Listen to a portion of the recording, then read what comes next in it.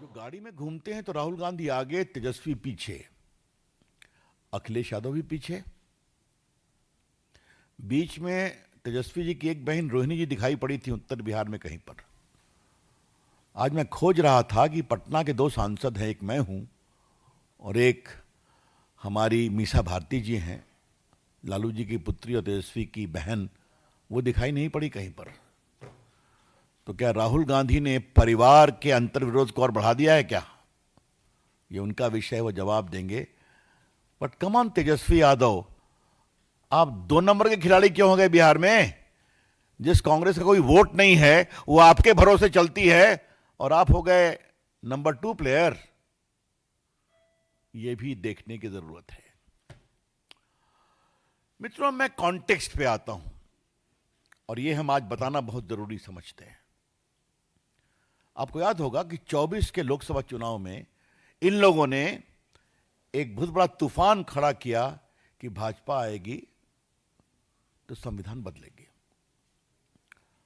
और इसके कारण 2 जगह स्तर निश्चित पड़ा। एक उत्तर प्रदेश में, जहां समाजवादी पार्टी की सीटें भाजपा से आगे हो गई, और दूसरा महाराष्ट्र में, जहां कांग्रेस की सीटें भाजपा से आगे हो गई लोकसभा में। तब तो हमने कुछ नहीं कहा चुनाव आयोग पर, हमने विनम्रता से स्वीकार किया, और उस समय चुनाव आयोग ठीक था। राहुल गांधी, आप जीते हिमाचल, आप जीते तेलंगाना, तो चुनाव आयोग ठीक था। लेकिन लोकसभा के चुनाव में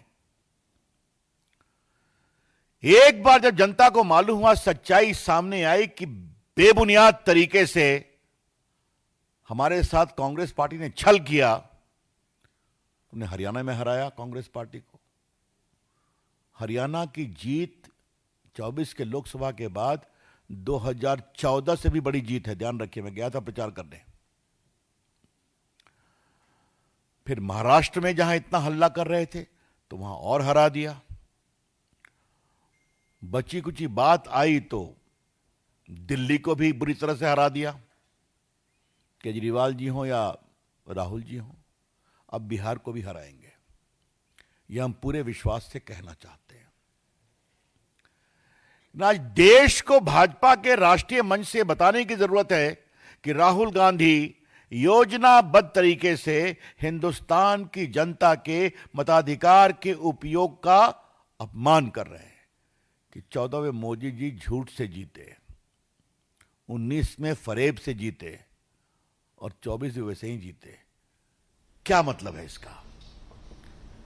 आप तो विपक्ष को अपमानित करेंगे, मोदी जी को गाली पढ़ेंगे, आप बिहार हिंदुस्तान के मतदाताओं का भी अपमान करते हैं। राहुल गांधी, ये कौन सा आपका अहंकार है? मैं देश की जनता से कहूंगा, राहुल गांधी के इस अहंकार को तोड़ना जरूरी है, और वो फिर हारेंगे। कैसे कह देंगे 14 के बाद सब जीत फरेब है? चुनाव आयोग से मिली भगत से हुई है। मित्रों, बिहार के संदर्भ में 2 बात आप ध्यान रखिए, और ये आज के दिन बताना जरूरी है। और राहुल गांधी, आप सुनिए, याद करिए, ईवीएम के पहले बिहार का चुनाव होता था तो कितनी हत्याएं होती थी पोलिंग के दिन, कितना बूथ कैप्चर होता था। मुझे याद है, मैं पटना का कार्यकर्ता हूं। हर चुनाव में मेरा काम ही था कि बूथ लूट की घटनाओं को विस्तार से लिख करके इलेक्शन को काउंटर मांड कराना। संजय को याद होगा कि पटना में हमने 4 चुनाव काउंटर मांड कराया। याद है कि नहीं? गुजराल साहब भी लड़ने आए थे, कई लोग लड़ने आए थे। ये इतिहास था, देखा है हम लोगों ने। हर बूथ पे लड़ाई होती थी।